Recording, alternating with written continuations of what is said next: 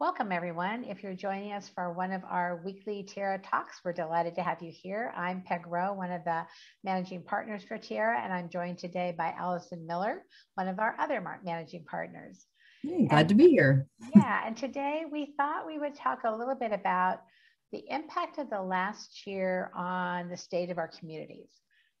We've all undergone in this global pandemic that we've been experiencing the need to sort of hunker down and, be in our little bubbles and, be very careful and cautious about where we connected with people. And that's had a real effect on our communities for sure.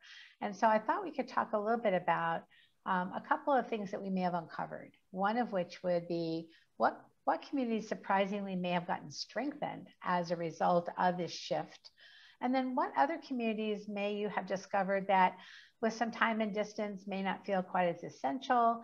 They may not be communities you want to continue with, just to really kind of do a little bit of an overview of the landscape of community for each of us individually. And it's going to look different individually. So Alison, for you, what are you noticing about sort of the state of your communities, if you will? It's such an interesting question. I feel like there's been a shift in my family to recognize, like I have a decent amount of extended family here in Los Angeles, which is the reason I moved here, is when we were finally all able to get together in person after like all the adults were vaccinated. Right. Yeah. Was this recognition of we need a family party at least once a month. Before it was like everyone was so busy in their lives that we would wait until there was a holiday or a birthday or something no, this is actually a priority. And so it's been really a wonderful gift to have this quiet time, this reset, to be able to step back and say like, well, what am I choosing to participate in? Where am I spending my time and energy? And for the most part, I feel like any community that was part of my life before the pandemic still feels important. I think it feels like I have more of a drive to be with my parents, be around my family, my nieces, like the people that I didn't get to spend as much time with, and to think about what really I want to be actively nourishing. And I have a tendency to just want to be involved in everything. And now that I've had this time out that I clearly really needed, needed it, is to realize is that actually I have to keep it much more simple for myself. And that this community of like me with me was really neglected. And that I actually like having weekends with no plans. Yeah, I think that's a really good observation about being in community with ourselves is something that I think is a missing for many of us who have enjoyable and yet very busy lives. We've invited it, we've created it, we've fostered it, we've nurtured it. And I think this last year may have had us come to that realization that the community we have ignored is that community with ourselves and who are we?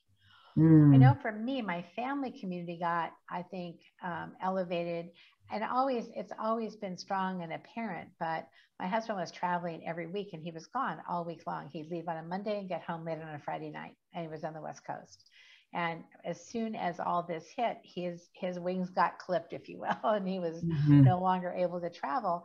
And that was actually a really lovely gift. And our daughter did work from home for 2 months in our house.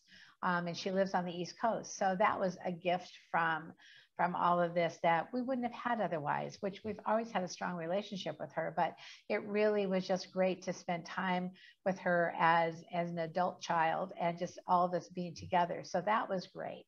Communities that kind of faded a little bit. There are a couple of communities that are not-for-profits that I volunteer in that I have a real affinity for. There are things that are very important to me, but as a result of the pandemic, like the normal kind of networking meetings and activities that we would have had before simply weren't available. They just simply didn't occur.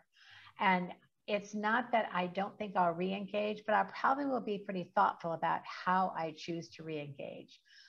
Because I think that's going to be, like you, one of those places where I actually want to keep things simpler. I really do want to simplify how I'm spending my time and focus on quality time. Like that whole, I know it sounds goofy because we say it all the time, but really looking for where are those opportunities to spend the kind of quality time that I really want to spend with people, and know that that is nourishing to me, as well as my contribution means something to others as well.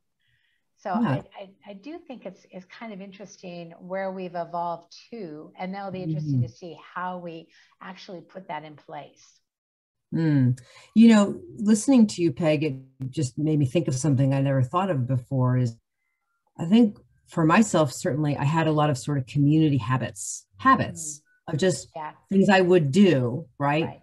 But Yeah, I wasn't really awake inside myself of yeah, like, do I really want to be doing this? yeah, You know, is this feel good? Does it feel valuable to me? And any one thing, any one community where we choose to, I'm going to go to this event and I'm going to right. participate in that. It's easy to be like, sure, I've got time for that, without Yeah, really stepping back and saying, how does that work? And so I think yeah, that this pandemic's been a great opportunity to actually, in a sense, have a recognition of like, I don't just need to do things because I think I should, or out of habit, or because I right. always did, or I don't want to Yeah, disappoint somebody. yeah, It's that me with me. If I'm in community with me first, yeah. then I can make choices that are coming sort of from deeper inside myself, Hmm. not just the more reflexive, automatic Yeah, choices. yeah.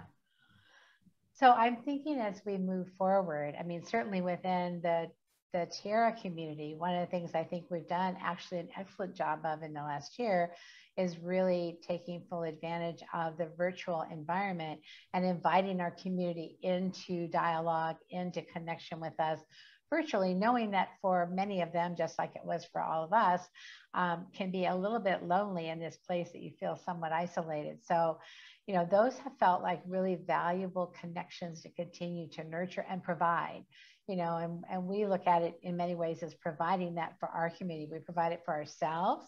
And by extension, we provide it for our community. Anything we do for the community, we're already doing for ourselves. So, that's kind of how it works within Tiara. So we've been really, I think, gratified by the number of our Chair Resource Circle members who have participated in community with us, and really have felt like that's been enriching for us to know what's going on for them in this rather extraordinary year that Mhm. we've just experienced. Mhm. How do you see yourself shifting going forward? Sort of like, we'll close it out with how do we put this shift into place? What are the actions that we would take? I think in a way is going to be keeping the circle kind of small, Mm-hmm. and really making a shift more towards quality over quantity, Yeah, yeah, and having more time where I'm actually by myself, yeah, yeah. which I have very little of generally in my life. But I've been more deliberate about that. And now I Yeah. feel like the quality of relationships feels so much Mm-hmm. better when I have that. Yeah. Yeah, I would say the same thing. I think for me, it's not just when I'm invited to do something, looking at my calendar to see, could I do it, but actually to be stepping back and asking the question of, is this something that I am really inspired to do right now? Is this something that I Mhm. really want to do? Does it feel like the right thing for me in this moment? It doesn't Mhm. mean that it won't in the future, but in this moment, it may be that the right answer is to choose not to do that, and Right. and to be very gracious about it, but at the same time be a little bit more uh, tuned in and intentional about where I spend my time and how willingly I give my time away. Mm. Because then, in giving my time away, I'm also giving myself away in some respects. Mm.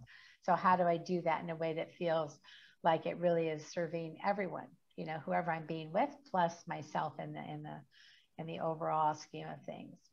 Mm. Great. So thank you for being in this conversation with me today. And I hope for anyone listening that it's maybe provided a thoughtful break for you to just stop for a minute and pause and think, what has been the impact on my communities? And what are the communities that feel stronger that I want to maintain? And what are the communities I may want to rethink in terms of how I participate or if I participate? And then what I might want to do about that, how to be choiceful about the communities that we want to engage in. So I want to thank you for those of us from Tiara and encourage you to be part of our Tiara Resource Circle and to listen in on our Tiara Talks. We show those on Facebook every single week, usually on Saturday morning. And it's usually a topic that's interesting to us. And so we hope that it's interesting to you as well. So have a great week, everyone. And thank you very much for being with us. Bye-bye now.